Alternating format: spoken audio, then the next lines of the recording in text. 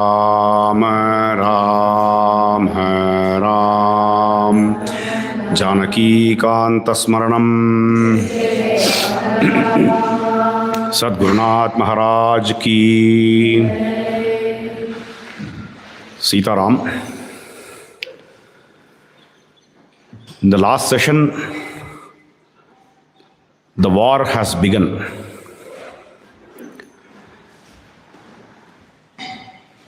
Last week, during the session, we saw Dvandva Yuddha, Nisha Yuddha. Yes, all of you remember what Yuddhas were fought. What happened towards the end? Garuda came, right? Indrajit is one of the fantastic warriors in the Rakshasa side. Correct? He is the vice captain. So he is the Yuvaraj. He is known for his invisible yuddhas. In Yuddha, you can't predict everything. Okay, there is something called strategy. Okay, where is this word called strategy used? Do any of you know? When you plan something. It is from a Greek word, strategos. Okay. But a lot of this emerged from warfare. Even in chess, when you play, you need to understand what the opponents are going to make movements, and basis that we are expected to make the movements. Correct? Is that right? How many of you know chess? Chaturanga? How many know Tiranga? So it is important to understand what the opponents are going to play. How are they going to play? Where are they going to play? What is going to be their vyuha? This becomes an important part of any of the warfare. And we know Rama is a master of warfare. Sena Naya Visharadaha. Yes, that is one of the gunas which is being spoken by Valmiki in the first sarga of Ayodhya Kanda. Abhiyata. He is also an Abhiyata. He plans ahead. He doesn't wait for the opponents to come and attack. Okay, and then defend. He will go ahead and he will be able to challenge the opponents with full force. But he has certain codes within which he operates. Okay, and generally in human wars, we can see this war in Mahabharata. Mahabharata, you all will know, it is starting from sunrise and it will end at sunset. Correct? Only Ashwatthama crossed this limits and therefore he was cursed. But otherwise everybody, in fact each of the camps, because they were all relatives, they used to go and see the other camp during warfare itself. During Ramayana stage, we don't see this kind of timeline given, okay, from morning to evening. Maybe within the human warfare, it might have been there. It is not very clear. But here, we are seeing the yuddha between superheroes, superhumans and superheroes and supervillains. Correct? So here, it becomes very, very unpredictable. That is why we saw, even as the war started, it is not a one slow burn and then it moves to some climax. Initially, everybody started fighting. Then there is Dvandva Yuddha. There is dual combat. After that, there is night war. Because the Rakshasas are all Nishacharas. They don't want to give break. And in most of the cases, we see how Vali's battle with Mayavi happened. Where Sugriva was guarding the cave outside. He waited for a day, for a week, for a month, and for a year. So which means for a year that war was going on and on and on and on. They are very tireless, these superhumans. That is how they fight. Here it is a case of Vanaras and Rakshasas. Okay, how many humans participated in this war?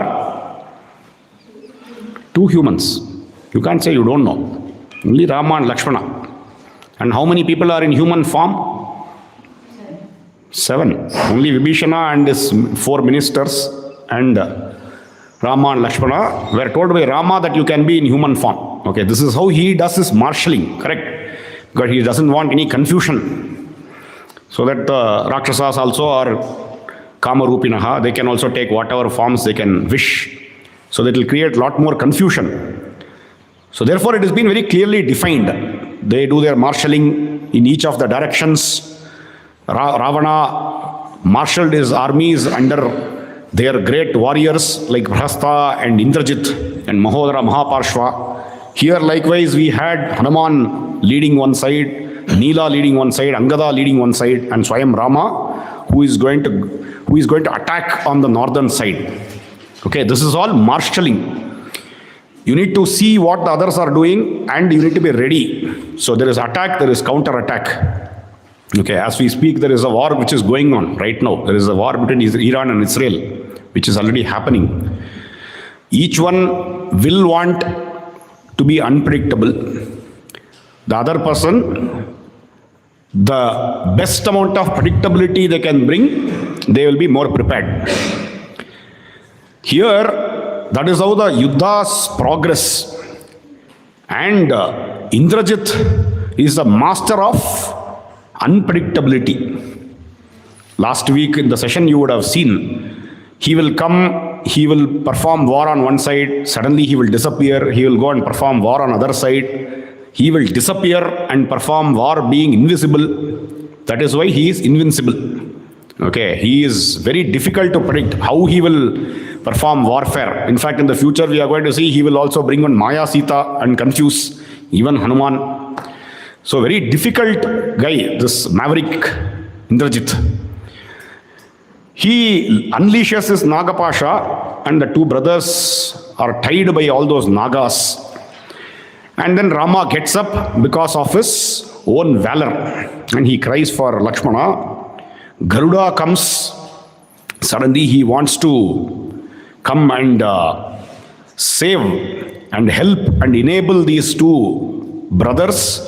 Because what is happening, we need to be very clear. Today's war between, say, Iran and Israel, nobody is able to be clear about, okay, is it the rightful war? Is it a good war? Is it a bad war? Is it for a cause? Is it for no cause? There's so much of confusion. Okay, there is all this Vada and Prativada happening. But here we all know that it is Dharma Yuddha which is happening. When Dharma Yuddha is happening, when there is Glani to Dharma, there will be supernatural powers who will descend. Okay, the live example we are seeing is Rama himself. When Dharma is being attacked, when all the rishis are being attacked by Ravana, all the rishis, all the devas, they requested for Lord Narayana to be born. Jagnya Vishnu Sanatanaha. He was born to destroy this adharmic deeds. Adharmic deeds will be destroyed only if the adharmic people are destroyed. And here in this case, all these Rakshasas, majority of the Rakshasas have to be ended, have to be finished off.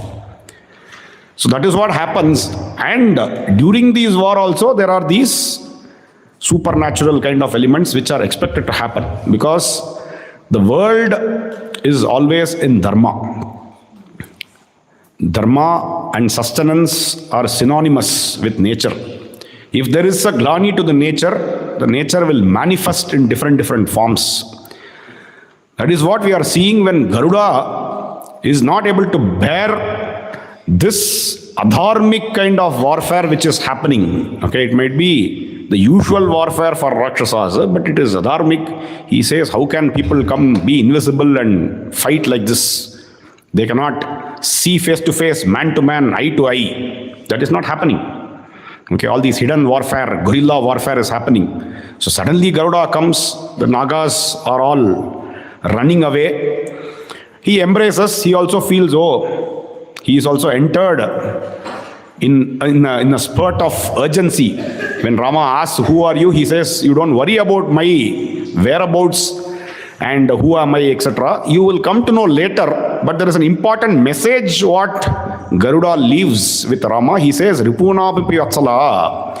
He says, how can you be so compassionate? We know Sarvesham isa dharmatma varnanam kurute dayam. Okay, so in this itself we are very clear. Sarvesham isa dharmatma varnanam kurute dayam. He is compassionate to each and every one. And that each and every one extends to even the foes. Okay, here in warfare you are expected to unleash wrath. Okay, this is the confusion which even Arjuna had.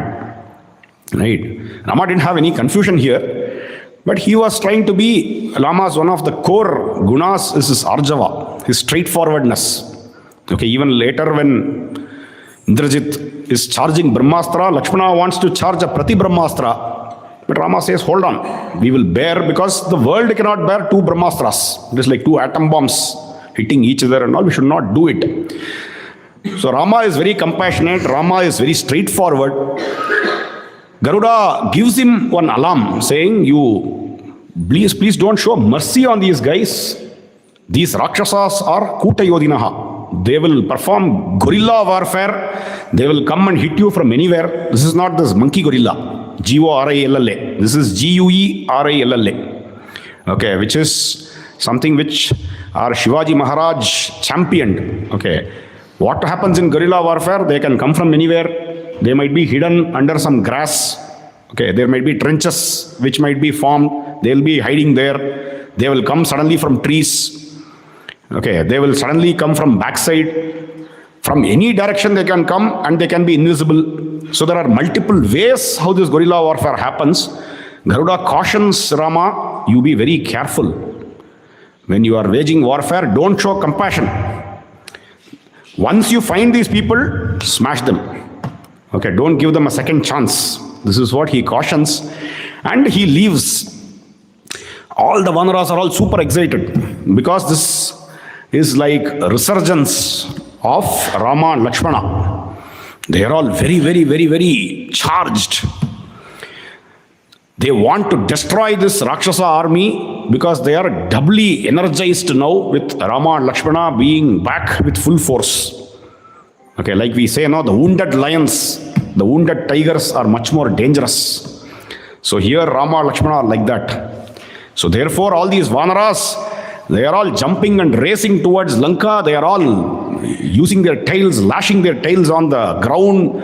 They are all shouting. They are all roaring. And all this voice and noise are all heard by the people in Lanka. It reaches Ravana's ears.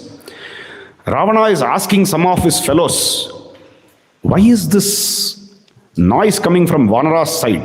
We thought both the brothers are dead. That's what they thought. Indrajit went, they all enjoyed, they did celebration. Okay, very premature celebration of a victory of the death of Rama and Lakshmana, which never happened. Okay, they all assumed. They brought Sita and showed also. All these things happened for nothing. So Ravana is surprised. He sends few of his people to find out. These Rakshasas go, they are all wonderstruck. Because Rama and Lakshmana is as if nothing has happened to them. They are all ready for war. All the Vanaras are all coming towards Lanka. Immediately these Rakshasas run towards Ravana and inform, saying, it is true that Indrajit's Nagapasha bound these two warriors, Rama and Lakshmana, but suddenly they both have come out from their bondage and they seem to be quite alive and kicking. I don't know what Maya has happened. Then Ravana is wondering, yes, it is true. If we have Mayavi power, I think they also seem to be having some Mayavi power. That is what looks like. Indrajit's Nagapasha, nobody has come out of it. Yakshas or Kinnaras or Gandharvas or Nagas. Nobody can come out from the different kinds of traps set by Indrajit. This is one of them. In fact, the power of the king of Nagas, Vasuki, those kind of Nagas were the ones used to tie. But these Rama and Lakshmana have come out from that. Then this means the victory for our side is very doubtful. Okay, this is a very important reflection from Ravana. This is the first time where in the opening, this is in the early phases of war itself, suddenly Ravana's ego is being pushed. He is starting to think. But every time he starts to think, somebody else is also confusing him. That is also happening. But he feels it's going to be very doubtful to win this war because of this act. And he feels we need to be very careful. So he says, oh Dhumraksha, there is a huge Rakshasa warrior called Dhumraksha. He says, Dhumraksha, you go to the battlefield. You go with a huge army, destroy these human princes along with the Vanaras and Rikshas and Golangulas and come back with victory. You have never tasted defeat. So I am certain you will go and emerge victorious. He sends this Dhumraksha. Dhumraksha is going with a huge army. Okay, here in all these sargas, you can also see different kinds of weapons. Okay, somebody can come and present what all weapons are there.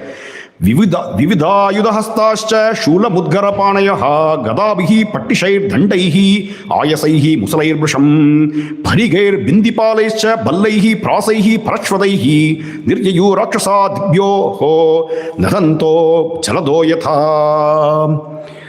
There are so many different types of weapons. There are hammers, there are javelins, there are spikes, there are darts, there are harpoons, there are these hammers, there are these mallets, there are these spears, and most of these we never use in our daily discussions. And there is bow and arrow, there is sword, there is mace. Okay, all these we know. But so many different kinds of weapons are there. Okay, we know mace, but we should be amazed by these so many kinds of weapons which are there. Different kinds of weapons these Rakshasa warriors are bringing. What are the weapons for Vanaras? That's very simple. I think only 2-3 types. Okay, they have big rocks, small rocks, big rocks, big rocks, big rocks. Okay, mountains, mountain peaks. Okay, different forms of earth. That becomes different forms of metal is of the Rakshasas. Okay, so we see that metallurgy seems to be a very big thing during the Rakshasa period. Their warfare is a lot of metallurgy driven. Whereas here, Vanaras are very earthen, very rusty. They take different forms of earth, when small stone to big mountains. That is one of their ayuda. Then what sprouts out from the ground, which is all the trees. Okay, depending upon the size of the Rakshasa, I think they will take the size of the tree. Okay, it could be one tree which is 5 feet, 10 feet, 20 feet, 40 feet. It could be a Sala Vriksha, it could be a Ashwakarna Vriksha, it could be a People Vriksha. Different kinds of, it could be a Kimshuka Vriksha, Shalmani Vriksha. It could be different types of trees. So rocks and trees, apart from that, their own hands and fists and nails and all these things and teeth, these things even Rakshasas have, correct? What is the difference? Only these. They have only 2 different types. Whereas there are different types and there are missile powers, etc. for these Rakshasas. Different kinds of these weapons, they are all coming onto the war field, and Dhumraksha is coming to a big chariot. He is getting onto the chariot, and what happens is, one template we should all remember. Every Rakshasa warrior who is coming, they are experiencing some apasaguna. Okay, the left eye is throbbing. Okay, the jackals are howling like anything. There are birds going in anti-clockwise direction and circumambulating. Suddenly on the top of their chariot, the flag is uprooted by some bird. Usually an eagle comes here. Meteors are all falling. There is these red drops of water which falls. And even before this Dhumraksha is progressing and making his first step, he is feeling very weak. He is feeling very tired. It is as if there is this Suchana that Dhumraksha is going to lose. Yes, this is what happens. And this Dhumraksha observes all these bad omens. But huge army, he doesn't want to demotivate this army by telling, hey, I am already weak. Why don't you guys go to the front? He cannot say like that, right? He has to lead. He is the leader. He is not a follower. So he says, I don't care about all these things. Let's go into the warfare. Suddenly there is this extra gush of energy. All these Rakshasas are all jumping with the different kinds of weapons and running towards the Vanaras. The Vanaras are already coming halfway. They have already crossed and they are all almost attacking this Rakshasa city. And all the Vanaras and Rakshasas are crisscrossing. These Vanaras are all jumping onto the Rakshasas, pulling their weapons, breaking them, throwing them here, slapping them, smashing them, using their fists, using their knees, using their thighs, using their elbows, using their teeth. All these kind of warfare is happening. The Rakshasas To some extent, they are able to use their weapons, but if the Vanaras are about pouncing on them, what they can do? They are also jumping back on them. Both of them are tearing each other, they are kicking each other. After some point of time, you are seeing there is huge flow of blood on both the sides. Vanaras are all killed by the weapons of Rakshasas. The Vanaras are all tearing most of the Rakshasas. So there is bloodshed everywhere, and there is hands somewhere strewn, there are legs somewhere, there are heads somewhere, okay, and blood gushing. Okay, this Ranakalam, Pinakalam, they say. Okay, this is the Yuddha, this is the battlefield, but it is full of corpses. A lot of people are dead on both the sides. This Dhumraksha is seeing. In fact, Valmiki says a beautiful sloga. Dhanurjatantri maduram hikka thala samanvitam mandasthanita sangeetam yuddha gandharvama babhau. We all know in Kishkinda Ganda how the ringara of the stringing of the bees, how that becomes the stringing, the swara, and then how the frogs, when they are croaking, it becomes the thala. Right? Which sloka is this? Shatpadantri madurabhidanam plavanga modirita kantatalam avishkritam mega mridanga nadaihi vaneshu sangeetam iva pravritam. This also is a very similar kind of a musical concert, not in the Vana, but this is in the Yuddha Kala. Valmiki says, the bow strings stringing, okay, people are charging. This sound becomes the Shruti. Okay, Dhanur Jatantri Maduram, that becomes the stringing instrument. Okay, at least the strings are matching here, right? What happens to the Thala? It is Hikka Thala Samanvitam. All these horses are all chomping. Okay, they're all stomping. That stomping are the steeds' movements. It becomes the rhythm. It becomes the Thala. So there is stringing of the bowstrings. There is the Thala by all these horses. And who is singing? The Matta Gajas, they are all trumpeting. That becomes the song. Like this, the Yuddha Kala becomes a beautiful concert. Okay, it could be beautiful, it could be terrific, it could be terrific beauty. Okay, this is how the concert in the Yuddha Kala happens. And Dhumraksha is coming and showering his arrows on multiple directions to different kinds of warriors. And he is as if lava has been unleashed. He is coming on which direction? He is coming on the direction of Hanuman, the western direction. Hanuman is looking at this Dhumraksha and he is with full rage. Hanuman immediately runs towards this Dhumraksha. He takes a huge mountain peak. Okay, Hanuman is such an extraordinary warrior. He doesn't prepare, whether for counseling or for warfare. Okay, he is always prepared. He just runs on the way, he picks up one mountain and throws towards Dhumraksha. Just in time, this Dhumraksha escapes. He just jumps out of his chariot. This huge rock falls onto the chariot. Poor charioteer is gone. The chariot itself is gone. The steeds are gone. The flag is gone. Okay, you are not able to see any of all these things are powdered because of this huge rock which Hanuman throws. This fellow, who is this fellow? Dhumraksha jumps with his mace, Gadai. And he is coming towards Hanuman and he is just smashing his mace onto the head of this Dhumraksha. Hanuman, for a moment, he becomes unconscious. He immediately gets up. He takes another huge mountain and then throws on Dhumraksha. Dhumraksha becomes only Dhuma after that. Okay, he becomes a smoke. Dhumraksha is no more. His entire body is covered by that huge mountain peak. And all the Rakshasa warriors who came along with Dhumraksha, they all run back. They're all running towards Lanka. They all inform the king. They tell, "Oh king, this Dhumraksha is put to death by Hanuman." And Hanuman is glorified by all these great Vanara warriors, Vanara chiefs and the Vanara army. Jai Hanuman, Jai Hanuman, Jai Maruti, Jai Bajrang Bali. They are all shouting and cheering Hanuman. Hanuman is already very, very energetic and he is also shouting, roaring, saying, "Who is the next fellow? Come." He is also ready. We all remember Sundarakanda, how he was always standing at Torana. Here, there is no Torana. He goes to different directions. He is smashing whoever comes his side. Here, Ravana is very angry. He sends this fellow called Vajradamshtra, huge guy. He sends this Vajradamshtra Okay, Vajradamshra means what? His teeth is like Vajra. Okay, only his teeth can be like Vajra. Here we have all the Vanaras whose hands are like Vajra. How can he face them? He sends Vajradamshra. Vajradamshra comes to the southern direction where Angada is there. And he is showering arrows of different kinds towards these Vanara army.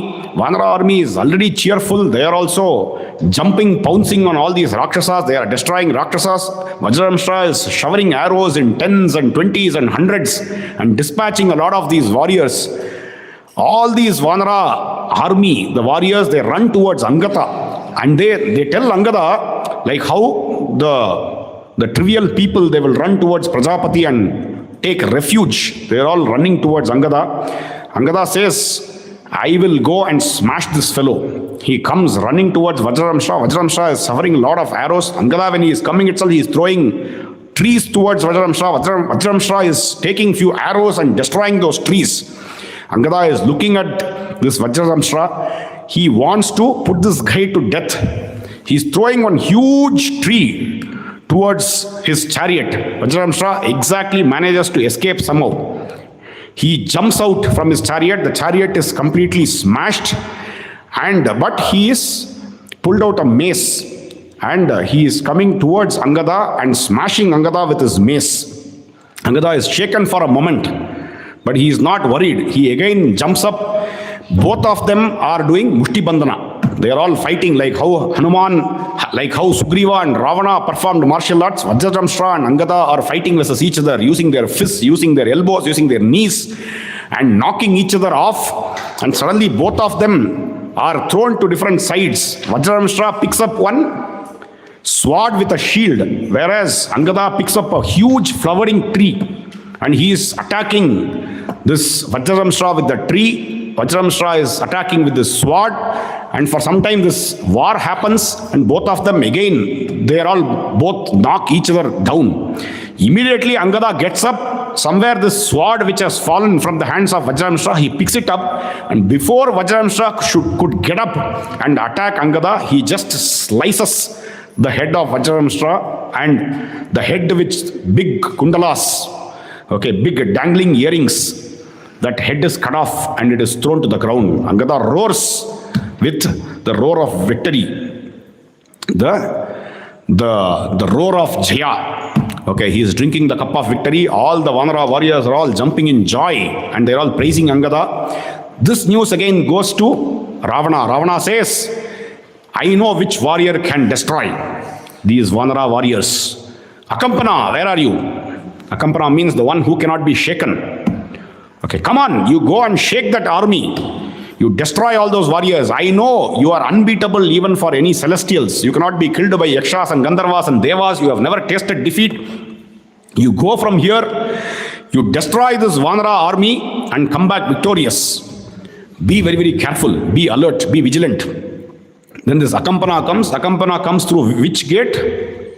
He comes through the gate of Hanuman again. Okay, everybody loves Hanuman. Not just us, even the foes. Even most of the enemies, I don't know, even in the future, a lot of people come towards Hanuman's side. Okay, they all love Hanuman. Maybe Hanuman does very, very good war. Okay, people who like warfare, they also will want to fight against people who are equal to them, right? So they all come. He comes towards Hanuman's side. Again, this Akampana is firing arrows towards multitudes of these Vanara warriors and destroying them. Hanuman looks at this Akampana. He is running towards this Akampana. Okay, Akampana is having Kampana because of this power with which Hanuman is rushing towards Akampana. And on the way, he is picking up few trees and then firing. Okay, these people, they can only fire arrows. What are the arrows for Hanuman? Whatever trees comes on the way, that becomes his arrows. He's just picking trees and then firing all those trees. Okay, 1, 2, 3, 4, chak, chak, chak, chak. He is just throwing towards Akampana. Akampana is firing all these arrows. All those trees are destroyed. Then Hanuman is roaring with laughter. He takes another huge tree, Ashwakarna tree, and he smashes a lot of these warriors. Akampana is disturbed because his army is getting tortured. So he is firing a lot of arrows towards Hanuman. Hanuman is fully drenched in blood. But Hanuman doesn't worry. He is again taking a huge tree and throwing towards Akampana. Akampana jumps out with his mallet and he is coming towards Hanuman. His chariot is gone, and he comes with that mallet and he just hits this Hanuman. But before he could hit that Hanuman uses a huge tree and then knocks this Akampana out. Okay, single shot, gone. Akampana is not even able to come back and fight against Hanuman. He is completely destroyed immediately. So Akampana is also gone. This news again goes to the Rakshaseshwara. Ravana is told that even Akampana is gone. Then what happens? Akampana is gone. Prahasta. Who is Prahasta? Prahasta is the commander-in-chief of this Rakshasa army. Ravana feels this is becoming like a one-sided game. This is like a one-sided war. Whoever is going, they are all going in one way. They are all going, nobody is coming back. I thought somebody will come back and say, I have emerged victorious, or at least I have defended Lanka for one day. Not even one day. Same day, everybody is going and then they are all put to death. So therefore, Ravana feels that we have to send somebody extraordinarily valorous. Who can this person be? This is what he is thinking. So he calls Prahasta, who is the commander-in-chief of the Rakshasa army, and he says, "Oh Prahasta, this Vanara army seems to be unconquerable. They are waging extraordinary war. Some of our mighty warriors, Vajradamshra, Dhumraksha, Akampana, these fellows have never been defeated, but not just been defeated, they are all destroyed already. I think only Kumbhakarna, you, Nikumba, or myself, any one of us have to take charge. Therefore, Prahasta, you go to the battlefield. On just seeing you, these Vanaras will run away." Okay, look at the confidence of Ravana. He says, by looking at you, these people will run away. Then what to ask of these two human princes? I am sure they will also run away. You go there. But after that, I don't know what happens to Ravana. Ravana asks, but oh Prahasta, negative capability is a great virtue. Okay, negative capability means to see things objectively, not just be in one maya, moha, and say, yeah, I am super. I will always win. Victory is always mine. He says, victory is very uncertain during warfare. Therefore, you please tell me objectively whether I like it or not. This is the first time Ravana is saying like this. Okay, only to Prahasta. He will not tell to a lot of other people. He says, you tell me whether I like it or not. What is the right thing to do?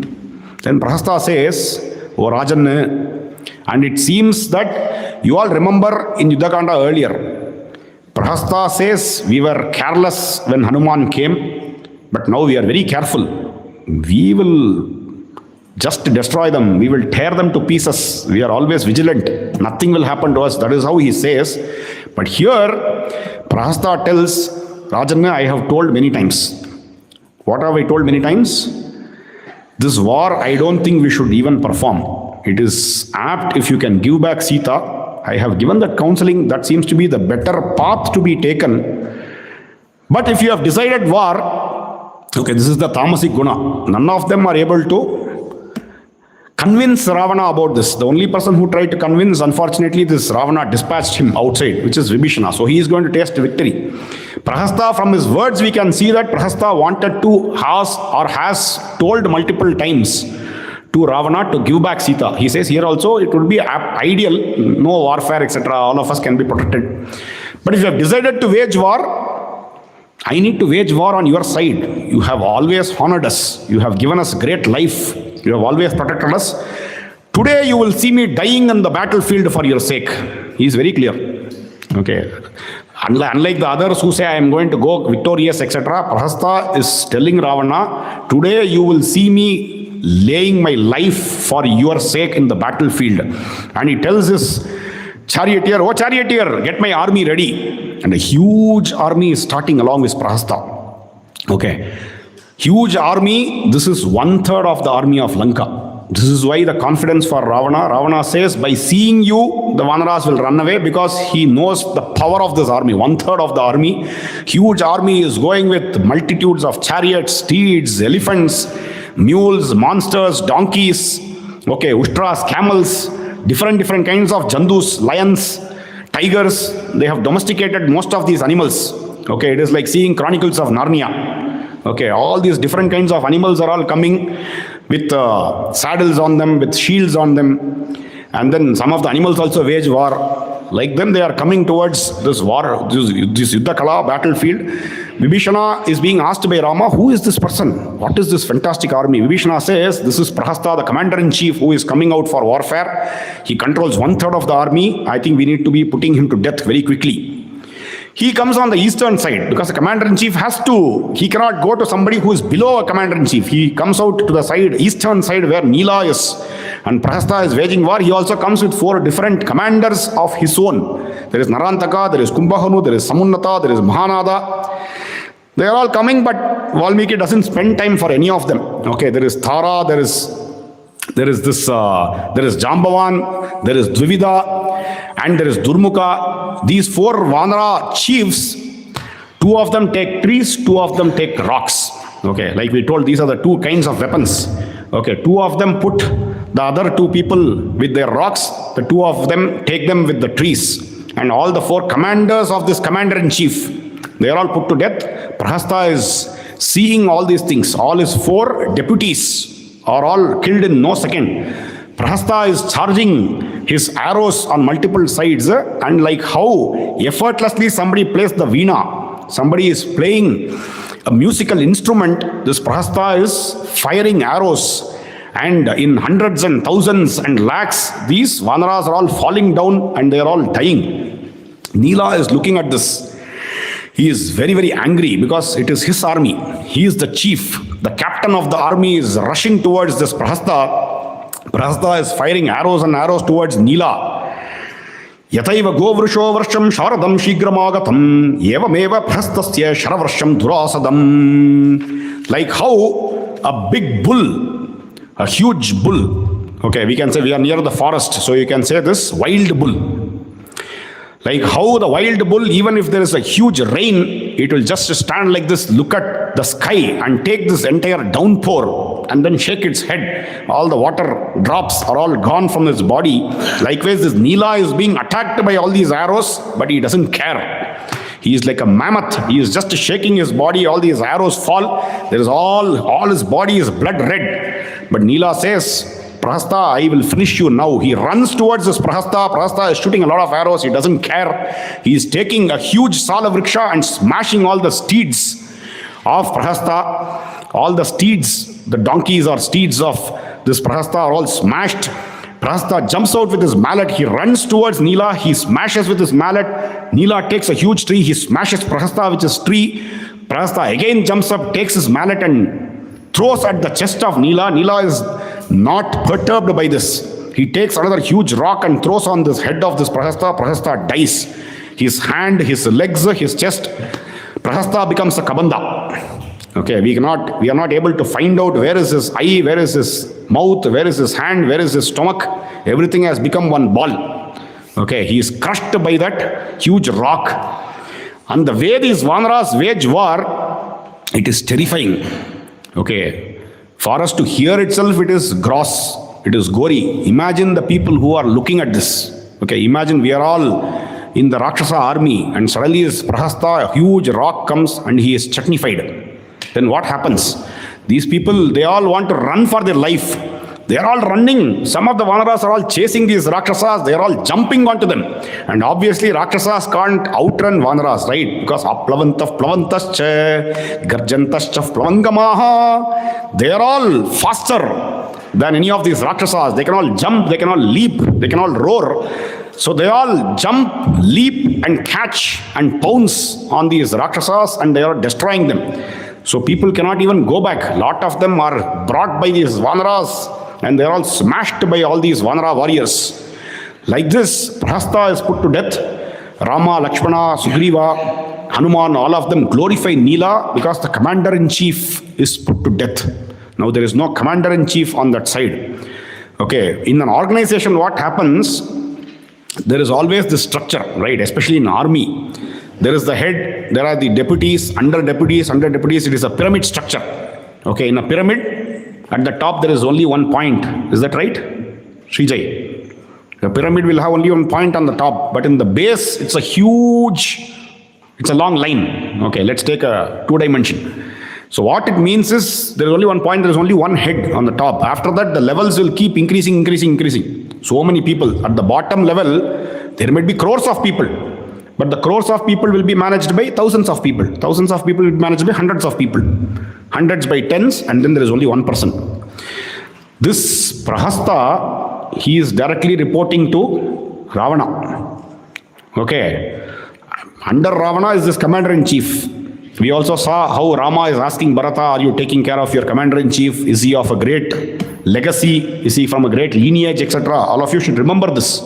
Why is this important? If the person directly who is reporting into this head is no more, where will this responsibility go? The responsibility can't go to anybody else. It has to go to the head only. So therefore, it is bigger headache for Ravana. Okay. And for us and all, it is better because we have only one head. Imagine for Ravana, one headache is into 10. Everything is multiple. 10 headaches at the same time. So Ravana is completely distraught. When this news reaches Ravana, they all come and say, Prahasta has been killed by Nila.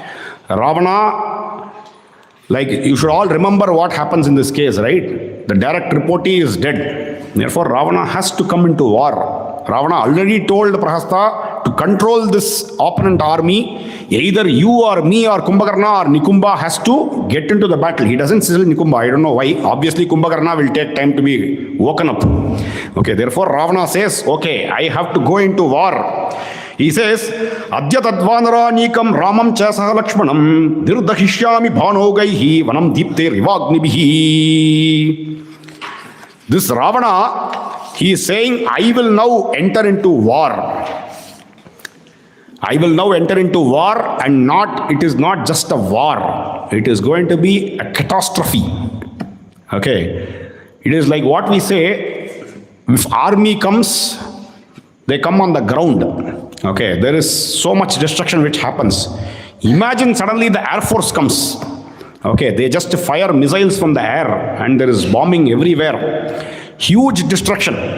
Okay, left, right, and center. Here at least face-to-face army will face. But in Air Force, what is happening even right now is, nowadays it is more precision. But earlier and all, it used to hit civilians, it used to hit non-civilians, huge spaces. When the atom bomb was dropped on Nagasaki and Hiroshima, what happened? The entire cities disappeared. Whether it is only the army people or non-army people, doesn't care.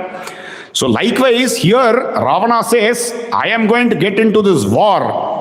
What it means is I am going to charge my weapons, charge my missiles on all these Vanaras. Like how a huge forest fire is going to destroy the forest, I am going to destroy this Vanara army along with Rama and Lakshmana. That is what I am going to do. This is what he says. And he is going to the battlefield, a huge army. We can imagine if Prahasta went and Rama was wondering, whose is this great army? What happens when Ravana goes?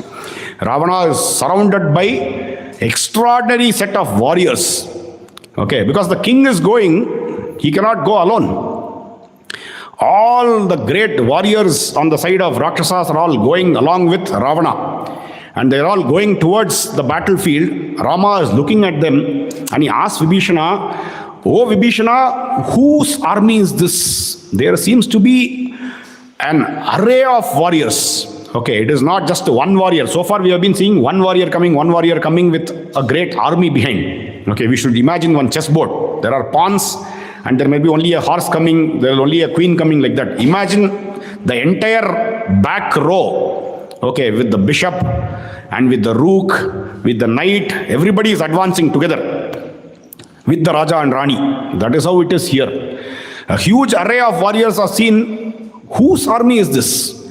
Then Vibhishana says, Oh Rajan, oh Rama, look at this. Can you see that right wing last person? There is one huge elephant which is shaking its head and waving its ears.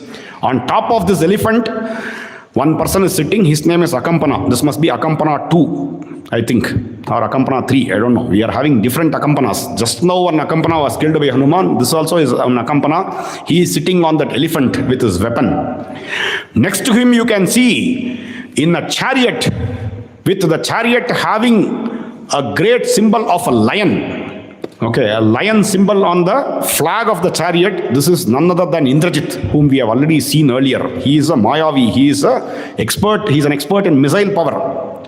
Next to him, you can see on a steed with a thunderous javelin. This person's name is Pishacha. There is a huge mule you can see. On top of it, there is this great warrior who is ready for war. His name is Mahodara. On the other side, you can see a titan, a great mountainous titan sitting on a chariot with great kavacha and kundalas. This person is charging his bow and arrow. His name is called Atikaya.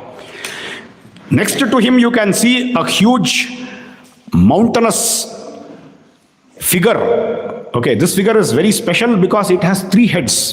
His name is Trisharas. He is sitting on a huge bull. He is coming on a bull. And then next to him, you can see another person sitting on a huge steed. This person is called Narantaka. With his big spear, he has come here with his prasa. And next to him, you can see another warrior who is sitting on a chariot. This chariot has a Naga picture. This Naga picture is on the flag of this chariot. His name is Kumbha. And the other side, you can see a huge warrior who has come with a terrifying pariga, a spear which is completely still with blood smeared on it. It is blood red. This guy's name is Nikumba. All these people have come, and there in the center you can see this person is none other than Ravana himself. Yaschaisha nana vida ghora rupaihi vyaghostra nagendra mrigashvavaktraihi bhutaihi vrito bhati vivrittanetraihi sosau suranamapi darpahanta yatraitad indu pratimam vibhati chatram sitam sukshma shalakamagyam atraisha rakshodhipatir mahatma bhuter vrito rudra ivava bhati. Like how Rudra is surrounded by all the monsters and ghosts, this Ravana is at the center. He is surrounded by all his ganas, Rakshasa ganas. And these are all ganas. There are a lot of crores and crores of Rakshasas who are coming that side, but he is surrounded by his chief warriors. Asau Kiriti Chala Kundalasyo Nagendra Vindyopama Bhimakaya Mahendra Vaivasvata Darpahanta Rakshodipaha Surya Ivava Bhati.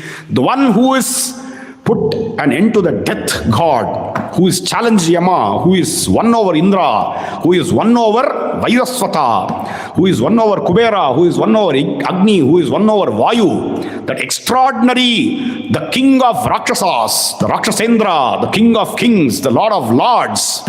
Okay, all these things Vibhishana is saying next to being with Rama. Can you imagine?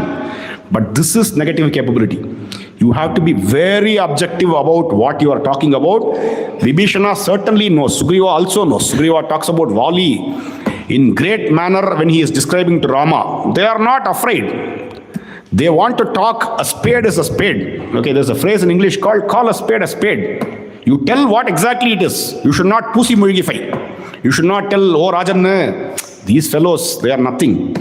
You know what they are, and this is the role of Vibhishana. If you all know, from the beginning, Rama has been asking Vibhishana, tell me, means tell me exactly what this is.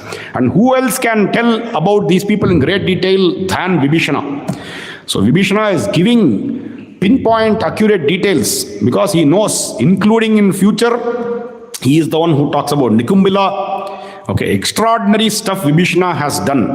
Okay, anybody can ask, what did Vibhishana do in warfare? Vibhishana also performs war, but Vibhishana might not have killed. We don't have that Vibhishana killed these great warriors like that. Vibhishana is the one who is giving very, very crucial details. Okay, likewise, he is here talking about each of these warriors and says, this is how they are, this is their valor. Like how Sugriva is talking about his own people, Vibhishana is giving all the details to Rama. And he says, this is that fantastic Ravana who is the king of Rakshasas. He has come with this great army. On seeing this, what will he think? Rama must be very angry. He will immediately start shouting at Ravana. This is the first time. This is not just Ravana Prathama Yuddham. This is Ravana Prathama Darshanam for Rama. Ravana is going to see Rama first time, and Rama is going to see Ravana the first time. And the first thing he sees and says, Aho Deepto Mahateja Ravano Rakshaseshwaraha. the first thing which Rama tells Vibhishana is, Aho Diptaha Mahateja. Wow. This is very similar to how Hanuman says. Okay, Hanuman says, wow, what a splendor. What a tejas. Aho Viryam. What a courage. What valor this person has. Very similarly here, even Rama says, this person is splendorous. This person is like lightning. He is shining like anything. Aditya iva duspreksho rashmi birbati ravanaha suvyaktam lakshaye hyastya rupam teja samavritam devadanava viranam vapur naivam vidam bhavet yadrisham rakshasendrasya vapure tate prakashate sarve parvata sankashaha sarve parvata yodinaha sarve deepta yudadara yodaschasya mahojasaha. He says, this person is extraordinary. I have not seen this kind of form in yakshas or kinnaras or gandharvas or nagas. Such a kind of form he is having. The rakshasas who are all there, they are all like alankaras. Okay, the asal rupa, the one who can be all the rakshasas put together, the cumulative form plus multiple. That is this Ravana. He looks fantastic. He is surrounded by all these great Rakshasa warriors, but I am happy. Why am I happy? Finally, this sinner, this filthy fellow has come in my eyesight. Today, I am going to destroy him. The rage which I have been holding in myself when Sita was abducted, today that rage I am going to unleash on this Ravana. I am going to destroy this Ravana. This is what Rama says, and he is ready for war. Ravana turns, he tells all his warriors, oh warriors, good, you have honored by coming here. Now you all get back. This is a solo performance. This is not a group performance. Okay, like we all know, Ravana is the great king. He is a lion. So he is not going to perform on warfare with everybody. And that is not the point. He doesn't say, no, I want to play solo, you all go back. That is not the point. He says, if all of you are here, these Vanaras can go and capture the fort. The fort is very weak. You all go and guard the fort. I will perform this Yuddha by myself. He says like this, all these Rakshasa warriors are respecting the decision of Ravana and going back. Now Ravana is coming to the battlefield. How does he enter? Like how a blue whale enters, like a Mahanyashaha is entering into an ocean. Likewise, this Ravana is entering into the battlefield. He is just firing all his arrows. Whichever direction he is going, there the Vanara warriors are all falling. Nobody is able to stand in front of this Ravana. The first Yuddha is with Sugriva. This is interesting. Okay, maybe Sugriva wanted to challenge. He is the king and he is the king of Rakshasas, he is the king of Vanaras. So he wanted to face, the first person to face Ravana is Sugriva. Either we can take like that, or Sugriva is having the Purva Baki. Okay, the last time they both fought against each other, it was when Sugriva jumped up from Suvela Parvata and had martial arts. So he felt that Yuddha was not complete, so let me complete that here before I hand over to the others. So he is firing a lot of mountains and trees towards Ravana. Ravana is effortlessly dispatching. See, that is a different ball game. Okay, we should also understand, even in warfare, when the Westerners came here, even the evolution, okay, people used to fight with hands, etc. Then with metals coming in, then people started fighting with some weapons. Then after that, people started domesticating some of these animals. Okay, these are extraordinary. People are domesticating camels and people are domesticating lions and tigers. That is extraordinary. But at least in the recent human civilization, what we have seen is they come in steeds. The people who are coming on steeds, they were able to defeat infantry. Okay, that is all. Alexander the Great, the so-called Alexander the Great, was able to conquer a lot of the world because of his horse army. Okay, the steed army. But when he came to India, what happened? India Purushottaman was waiting for the steed's army with elephant army. Okay, imagine a steed with an elephant. Okay, we all say, oh, what a big steed. And some of the steeds are bigger than humans. Okay, they are all gigantic. But when it comes in front of elephant, It is a puny pony. Okay, all these horses are small. This elephant comes, that's all. All these horses will run away. So this is how each of these warfare happens. Likewise, even now, imagine we are all, a lot of warfare in Indian freedom movement happened with bows and arrows. Okay, even with tribals, etc. But English people came with gunpowder, with guns and bullets. So therefore, in front of that, this was not as effective. Likewise, here, Sugriva earlier did martial arts, but here he is firing his mountains and trees, versus that Ravana is with his bow and arrow. Imagine the power of Astra and Shastra. Okay, that is the power of mantra. All of us should remember that. Okay, mantras are like atom bombs, are like missiles. Even today, there is nothing like missile power. Missile power, the war is happening because of missile power and nuclear missiles, etc. These kind of Brahmastras are dangerous than that. And Ravana knows Brahmastra. So Ravana is effortlessly dispatching all these trees and rocks which is coming towards him. And he is just firing one fantastic arrow towards Sugriva. Sugriva is knocked out, unconscious. There is no huge war here. At least that Sugriva Ravana Yuddham was longer. Here within 2 slokas, Ravana is putting down Sugriva and he further marches towards war. Then 5 warriors are coming. They all know if Sugriva is dispatched, there is Gavaksha, there is Gavaya, there is Rishabha, there is Jyotimukha, there is Nabha. All of them attack together. They are all coming from different directions. But who is in front of them? Ravana. Ravana is not a normal Rakshasa warrior. He is the king of Rakshasas. And he is the extraordinary, valorous warrior with missile power. He is just dispatching all these Vanara warriors in no minute. And they are all falling down.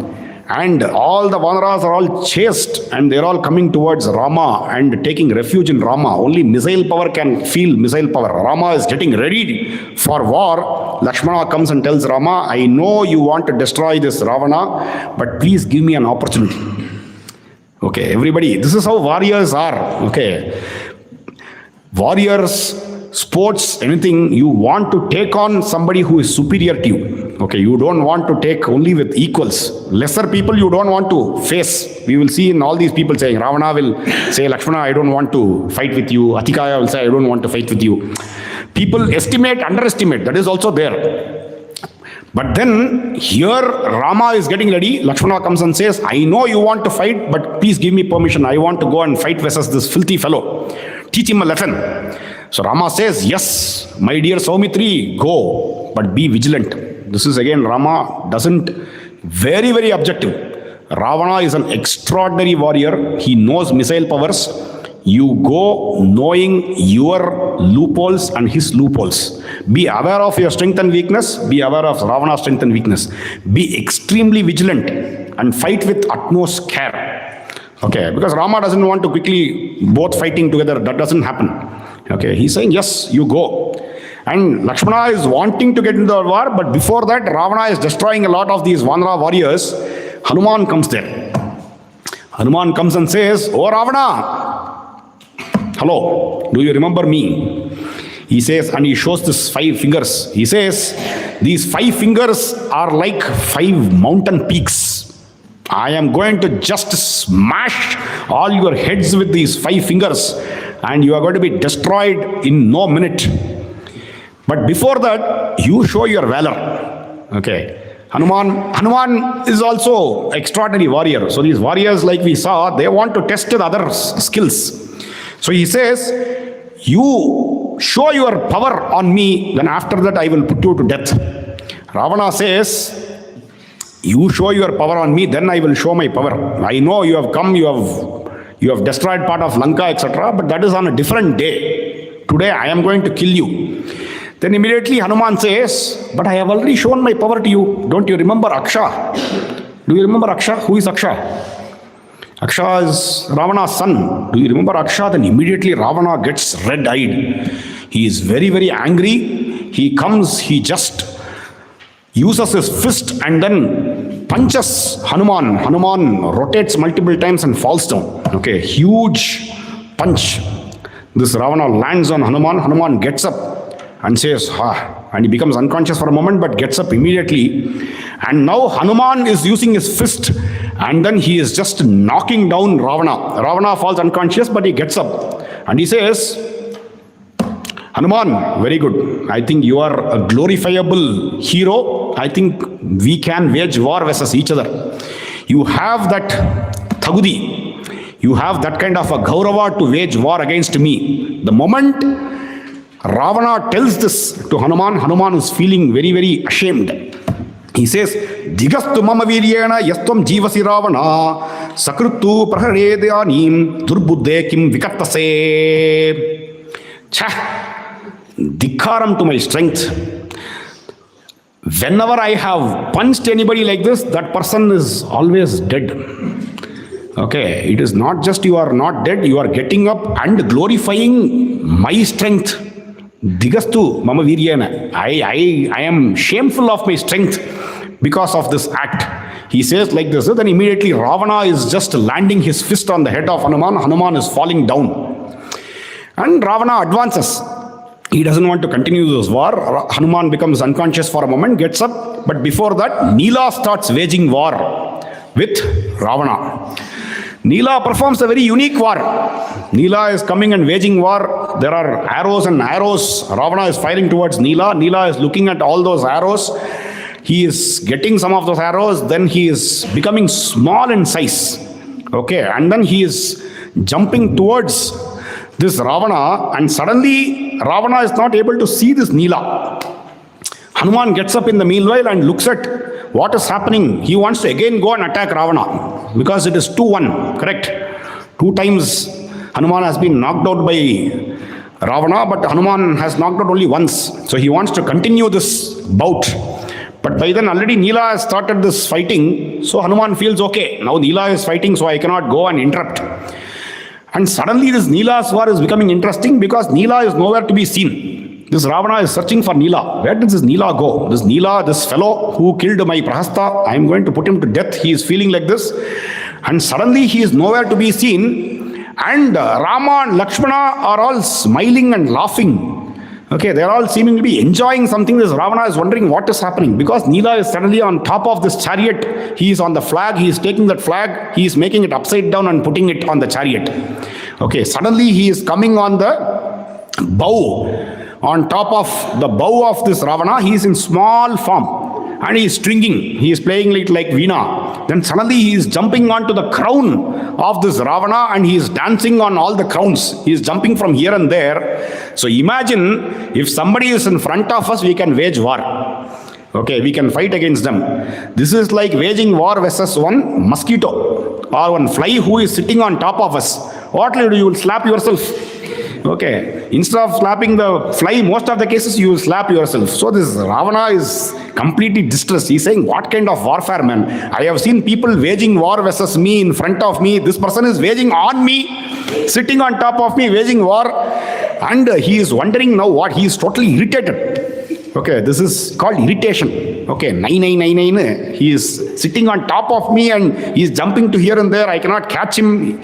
He is making some noise. He is also doing one whistling. Zzz, he is doing some sound. That sound is also irritating. Okay, this is seen by all these warriors on the opposite side.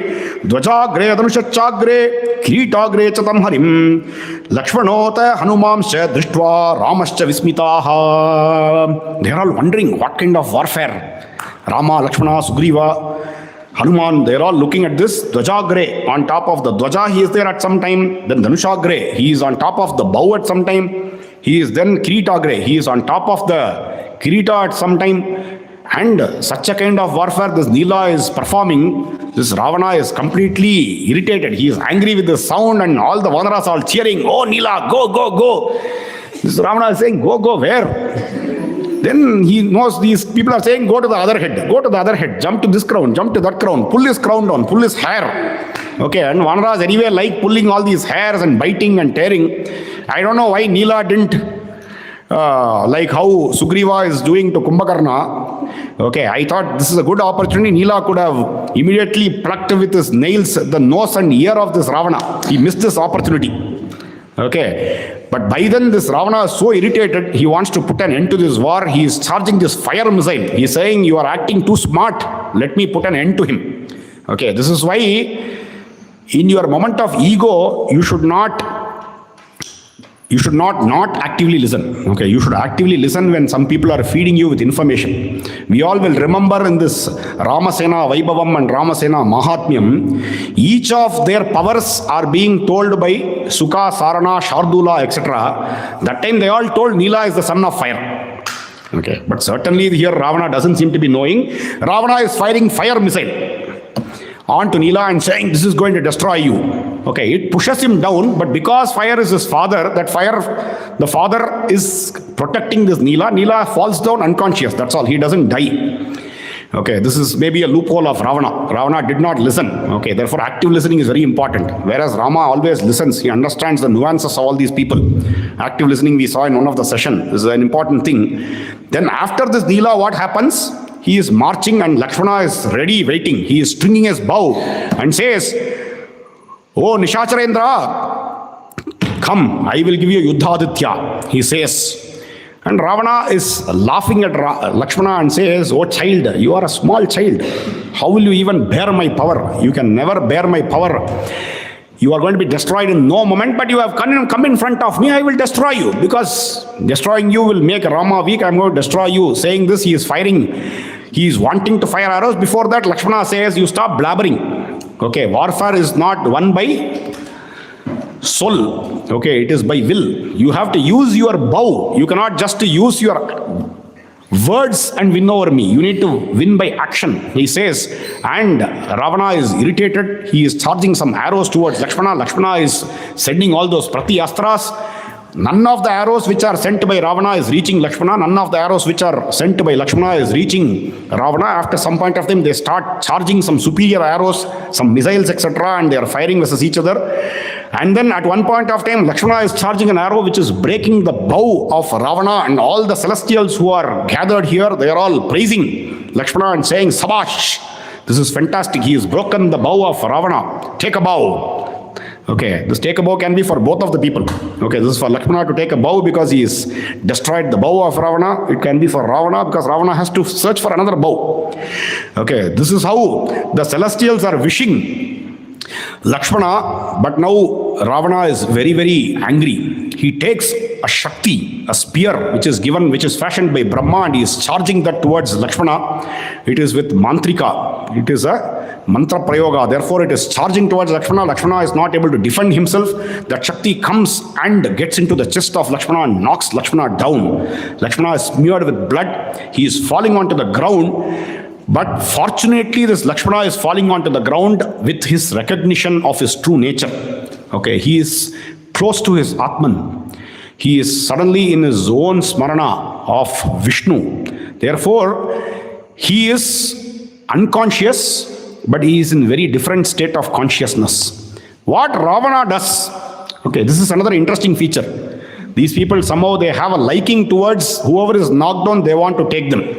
Okay, already this Ravana came and abducted Sita.